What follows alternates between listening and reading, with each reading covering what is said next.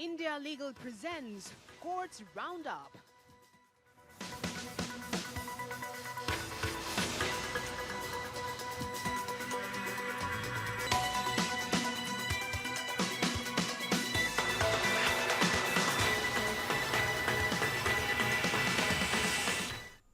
नमस्कार, courts roundup में आप सभी का स्वागत है। मैं हूं आपके साथ सपना नौवार। इस बुलेटिन में हम आपको सुप्रीम कोर्ट और हाई कोर्ट की तमाम बड़ी खबरों से रूबरू कराएंगे। तो चलिए शुरू करते हैं courts roundup. India Legal presents Courts Roundup.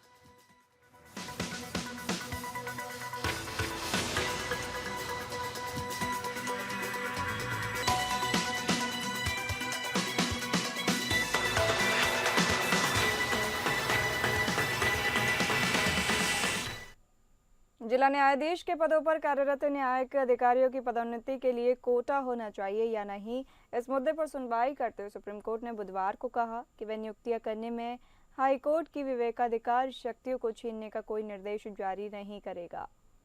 अदालत ने यह भी कहा कि यह वह सुनिश्चित करना चाहता है कि सभी श्रेणियों, पदोन्नत न्यायाधीशों और सीधी भर्ती वाले न्यायाधीशों की आकांक्षाओं की समान रूप से रक्षा हो। Chief justice B R. Gavai, justice Suryakant, justice Vikram Nath, justice K Vinod Chandran और जस्टिस जयमाल्या बागची की 5 सदस्यीय संविधान पीठ इस मुद्दे पर सुनवाई कर रही है कि क्या प्रवेश स्तर पर सेवा में शामिल हुए न्यायिक अधिकारियों की पदोन्नति के लिए जिला न्यायाधीश पदों पर कोटा होना चाहिए या सिविल जज जूनियर डिवीजन के रूप में नियुक्त होने वाले न्यायिक अधिकारियों के करियर में ठहराव की समस्या का समाधान करने के लिए है, क्योंकि पदोन्नति के पर्याप्त अवसर नहीं होते हैं। सुनवाई के दूसरे दिन केरल और बिहार से कुछ सीधी भर्ती वाले वरिष्ठ वकील आर बसंत ने इस तरह के किसी भी कोटे के निर्माण का विरोध किया, क्योंकि इससे बार से सीधी भर्ती के अवसर प्रभावित होंगे। उन्होंने इस बात पर जोर दिया कि वर्तमान मुद्दे को न्यायिक अधिकारियों की गुणवत्ता सुनिश्चित करने के व्यापक दृष्टिकोण से देखा जाना चाहिए, चाहे वह किसी भी स्रोत से आते हों। उन्होंने जोर देकर कहा कि परंपरागत रूप से भारतीय न्यायपालिका ने न्याय वितरण प्रणाली के समग्र स्वास्थ्य को बनाए रखने के लिए सीधी भर्ती वाले अधिकारियों को नियुक्ति के स्रोत के रूप में स्वीकार किया है। पिछली सुनवाई में इस मामले में एमिक्स क्यूरी वरिष्ठ वकील सिद्धार्थ भटनागर ने सुझाव दिया था कि जिला न्यायाधीश के पद के लिए सिफारिशों पर विचार करने के लिए 50-50 सीधी भर्ती से पदोन्नत कोटा निर्धारित किया जाए। इलाहाबाद हाई कोर्ट की ओर से वरिष्ठ वकील राकेश द्विवेदी ने वर्तमान व्यवस्था में बदलाव के लिए न्यायालय द्वारा कोई भी निर्देश जारी करने का विरोध किया। उन्होंने इस बात पर जोर दिया कि जिला न्यायपालिका में नियुक्तियां हाई कोर्ट के दायरे में आती हैं और सुप्रीम कोर्ट के निर्देश उनकी स्वायत्तता पर आघात कर सकते हैं। हालांकि चीफ जस्टिस ने स्पष्ट किया कि अगर पीठ दिशा निर्देश बनाने पर सहमत भी हो जाती है तो भी वे हाई कोर्ट के विवेकाधिकार शक्तियों में बाधा नहीं डालेंगे। उन्होंने सभी हाई कोर्ट में सिफारिशों की नीति में एक निश्चित मात्रा में एकरूपता की आवश्यकता पर जोर दिया।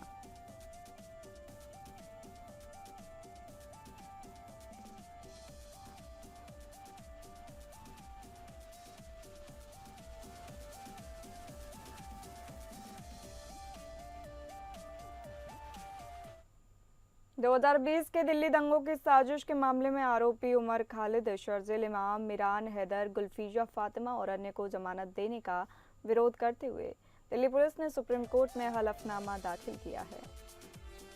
दिल्ली पुलिस ने अपने 177 पन्नों के अपने हलफनामे में हिंसा को शासन परिवर्तन अभियान का हिस्सा बताते हुए यह दावा किया गया है कि दंगे एक सहज विरोध नहीं थे, बल्कि भारत की आंतरिक सद्भाव और अंतर्राष्ट्रीय स्तर पर अस्थिर करने का एक सुनियोजित प्रयास था। पुलिस के मुताबिक जांच में प्रत्यक्षदर्शी, दस्तावेजी और तकनीकी सबूतों का खुलासा किया है, जो अभियुक्तों को सांप्रदायिक आधार पर रची गई एक गहरी साजिश में जोड़ते हैं। मामले में अधिकारियों का दावा है कि यह योजना CAA के खिलाफ जन संतोष को हथियार बनाकर भारत की संप्रभुता और अखंडता पर प्रहार करने के लिए बनाई गई थी। इतना ही नहीं, देश भर में सुनियोजित हिंसा का पैटर्न था,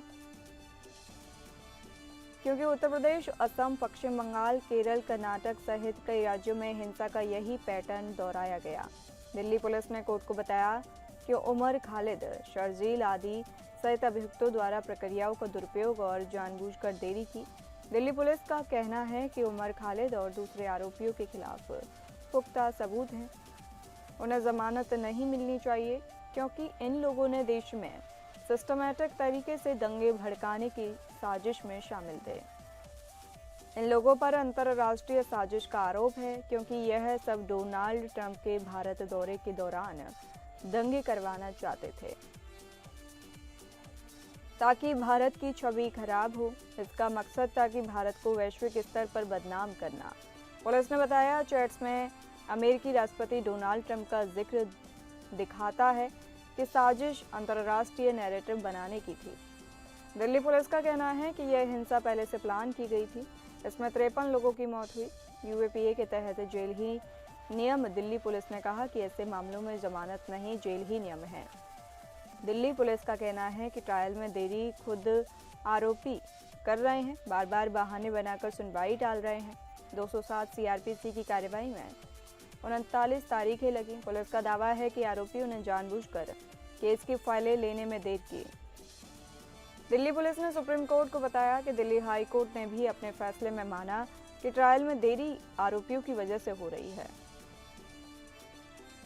दिल्ली पुलिस ने कहा, 900 गवाहों का दलील झूठी है। सिर्फ 100 से 150 अहम गवाह हैं, जिनकी गवाही जल्द पूरी हो सकती है। दिल्ली पुलिस ने अपने हलफनामे में उमर खालिद, शर्जील इमाम, मीरान हैदर, शिफा उर रहमान, गुलफिशा फातिमा और मोहम्मद सलीम खान को साजिश का हिस्सा बताया गया। दिल्ली पुलिस ने कहा कि इन प्रदर्शनों के पीछे सरकार बदलने की मंशा थी, न कि सिर्फ विरोध। दिल्ली प्रोटेस्ट सपोर्ट ग्रुप बनाया गया था। दंगे की साजिश को अंजाम देने के लिए व्हाट्सएप ग्रुप भी इस मकसद से बना। वहीं सीलमपुर में गुप्त मीटिंग में उमर खालिद ने महिलाओं को उकसाया कि चाकू, बोतल, एसिड, पत्थर, मिर्च पाउडर जमा करें। इतना ही नहीं, स्थानीय महिलाओं से मनचाहा हिंसा में मदद न मिलने पर उमर खालिद ने जहांगीरपुरी से बांग्लादेशी महिलाओं को बुलवाया और जाफराबाद भेजा। पुलिस के मुताबिक गवाहों के बयानों और तस्वीरों से उमर खालिद की भूमिका पुख्ता। इसी के तहत उमर खालिद और अन्य साजिशकर्ताओं के साथ मिलकर 13 से 20 दिसंबर 2019 तक दिल्ली दंगों का पहला चरण रचा गया था। इसके अलावा मस्जिदों के इमामों को उकसाया कि वे पर्चों के भड़काऊ कंटेंट को खुतबा में पढ़ें। पुलिस के मुताबिक जामिया में दिसंबर 2019 के भाषण में कहा, जो हुआ वो सिर्फ एक चिंगारी थी। इन लोगों ने चक्का जाम का प्लान किया, जिससे दिल्ली की जरूरी सेवाएं, दूध, पानी तक बंद हो जाएं। आसनसोल में जनवरी 2020 के भाषण में कहा, भारत का संविधान और राज्य मुस्लिम विरोधी हैं। मुसलमानों को भारत से अलग होने के लिए भड़काया। इन लोगों ने कट्टरपंथी संगठनों से संपर्क किया, जिन्होंने भड़काऊ पर्चे बांटे और मुस्लिम इलाकों में भीड़ जुटाई।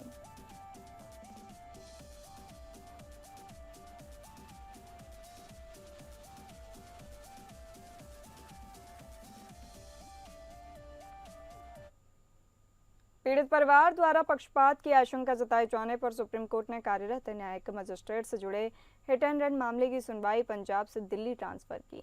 न्यायिक अधिकारी पंजाब में कार्यरत हैं। जस्टिस सूर्यकांत और जस्टिस जयमाल्या बागची की खंडपीठ ने याचिकाकर्ता के वकील राजा चौधरी की दलीलें सुनने के बाद ये आदेश पारित किया। सुनवाई के दौरान न्यायिक अधिकारी के वकील ने अदालत को बताया कि उन्हें मुकदमे के ट्रांसफर पर कोई आपत्ति नहीं है। हालांकि उन्होंने अनुरोध किया कि मुकदमे को दिल्ली के बजाय नोएडा ट्रांसफर किया जाए, क्योंकि पीड़िता की भाभी दिल्ली में वकील हैं।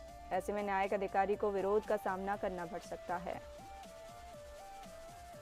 जवाब में जस्टिस कांत ने कहा कि एक न्यायिक अधिकारी के रूप में क्या आपको लगता है कि ये बातें मायने रखेंगी? इस बिंदु पर वकील ने स्पष्ट किया कि न्यायिक अधिकारी को बार से विरोध का सामना करना पड़ सकता है। हालांकि खंडपीठ इससे सहमत नहीं थी। इसके बाद वकील ने प्रार्थना की कि मामले को रोहिणी कोर्ट में ट्रांसफर किया जाए, क्योंकि पंजाब से यात्रा करते समय वह कोर्ट सबसे निकट होगा। अधिकारी की व्यक्तिगत उपस्थिति से छूट दी जाए क्योंकि उन्होंने आत्मसमर्पण कर दिया है और जमानत दी। तदनुसार कोर्ट ने मुकदमे को फगवाड़ा कोर्ट से मुख्य महानगर दंडाधिकारी रोहिणी कोर्ट दिल्ली को ट्रांसफर करने की अनुमति दी। यह मामला याचिकाकर्ता द्वारा दायर अन्य ट्रांसफर याचिका के साथ सूचीबद्ध किया गया, जिसमें मामले की जांच पंजाब पुलिस से सीबीआई को ट्रांसफर करने की मांग की गई। इस याचिका का निपटारा करते हुए खंडपीठ ने आदेश दिया कि याचिकाकर्ता को आवश्यकता पड़ने पर आगे की जांच के लिए ट्रांसफर दिल्ली कोर्ट में आवेदन करने की स्वतंत्रता होगी, जिस पर संबंधित दंडाधिकारी कानून के अनुसार निर्णय लेंगे। खंडपीठ ने आगे कहा कि यदि आगे किसी जांच की आवश्यकता होगी तो उसे दिल्ली पुलिस को सौंपा जाएगा। पक्षों की सहमति से उसने हिमाचल प्रदेश के कुल्लू में याचिकाकर्ता द्वारा दायर मोटर दुर्घटना क्षतिपूर्ति दावे के मामले को भी दिल्ली ट्रांसफर कर दिया। दावों के अनुसार याचिकाकर्ता के पति की इस वर्ष फरवरी में हुई हिट एंड रन घटना में मृत्यु हो गई। आरोपी पंजाब के होशियारपुर में तैनात पर्यवेक्षणाधीन न्यायिक अधिकारी हैं। यह मामला फगवाड़ा के न्यायिक मजिस्ट्रेट के समक्ष आरोप निर्धारण के चरण में लंबित था। इससे पहले सुप्रीम कोर्ट ने नोटिस जारी करते हुए फगवाड़ा कोर्ट में लंबित मुकदमे की आगे की कार्यवाही पर रोक लगाई और याचिकाकर्ता से कहा कि वे संबंधित रिट याचिका ट्रांसफर करने का अनुरोध करें, क्योंकि दोनों मामलों की सुनवाई एक साथ होनी चाहिए। याचिकाकर्ता ने पंजाब में निष्पक्ष सुनवाई के अभाव की आशंका जताई, क्योंकि आरोपी वहां न्यायिक सेवा में कार्यरत है।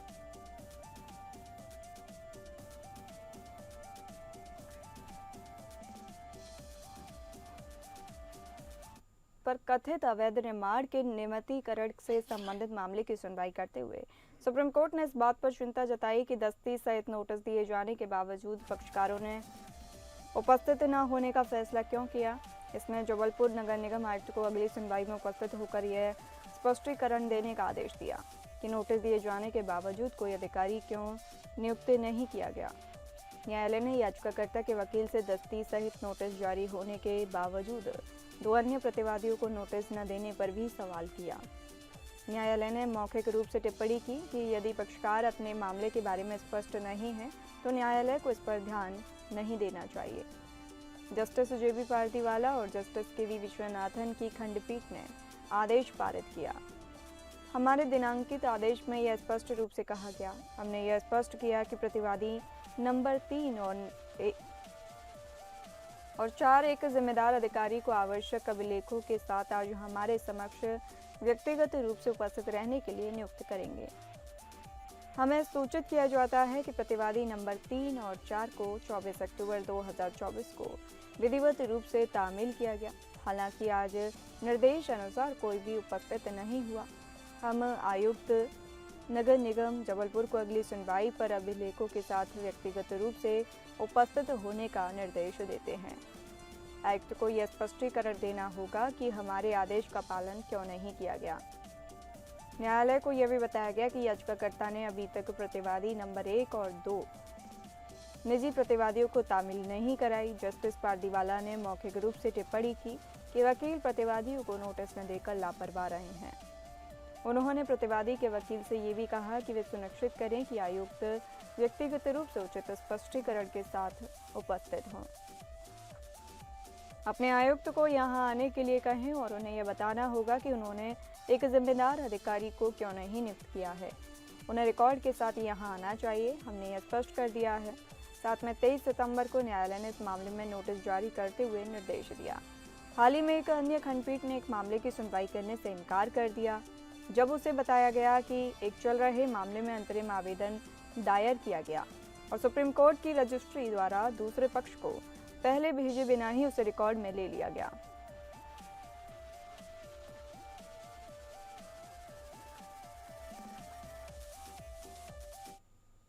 सुप्रीम कोर्ट ने कहा कि बीमा कंपनियां दुर्घटना पीड़ितों को सिर्फ इसलिए मुआवजा देने से इनकार नहीं कर सकती क्योंकि संबंधित वाहन अपने स्वीकृत रूट से भटक गया था।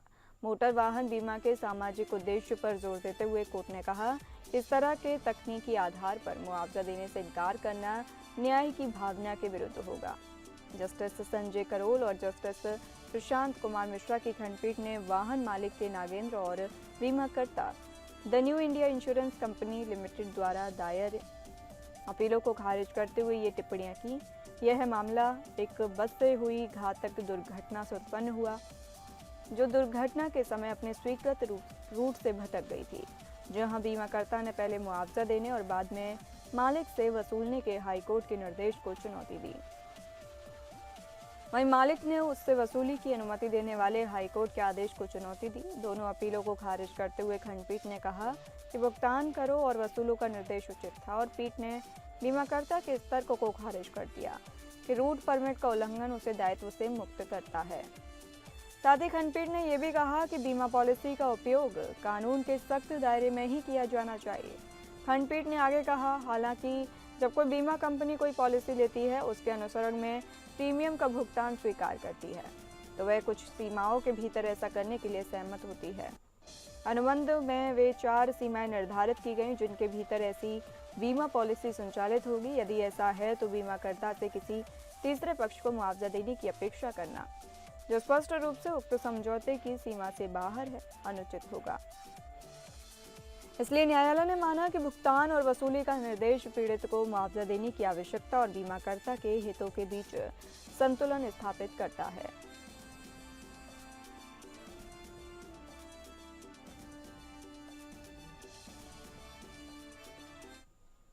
इलाहाबाद हाईकोर्ट ने नाबालिग पत्नी को उसके पति की अभिरक्षा में सौंपने से इनकार कर दिया है।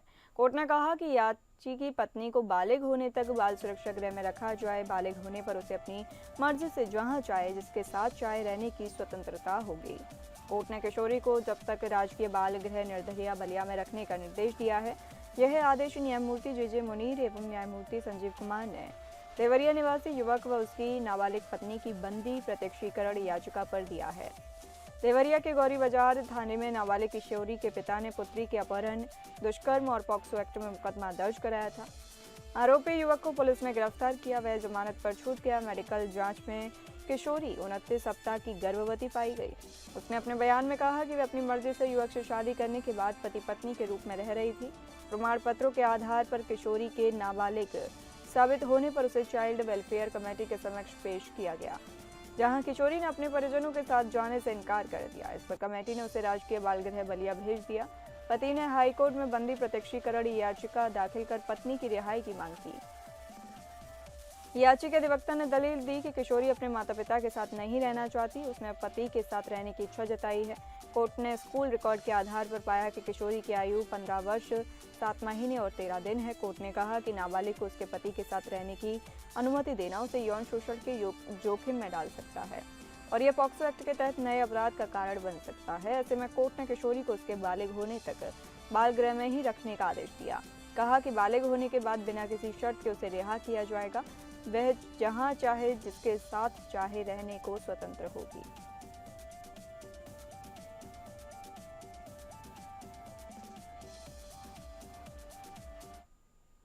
फिलहाल इस बुलेटिन में इतना ही। नमस्कार। India Legal presents Courts Roundup.